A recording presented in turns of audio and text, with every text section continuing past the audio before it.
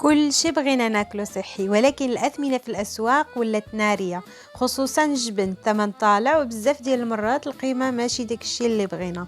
ولكن شكون قال باللي خاصنا نشريوه جاهز وحنا نقدروا نصاوبوه في الدار غير بمكونين فقط؟ وإلا قارنا بزاف ديال الأجبان المصنعة والجبن الطبيعي كنلقاو فرق كبير. كاين اللي فيه إضافات ودهون طالعين وقيمة بروتين أقل، وكاين الجبن الطبيعي اللي كيبقى فيه بروتين مزيان ومكونات واضحة وبسيطة. وطبعا حتى الجبن الطبيعي فيه أنواع كثيرة، ولكن الفرق كيبان في الجودة والتوازن الغذائي.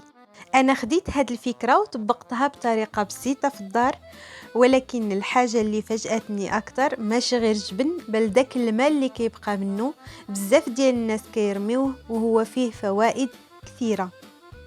أنا استغليته ودرت بيه واحد المشروب رهيب، خفيف ومفيد وبطريقة ما كنتش كنتوقعها. النتيجة كانت مشروب بنين وفيه قيمة غذائية زوينة. خطوات التحضير غتلقاوها في الرابط اللي في البايو أو في أول تعليق.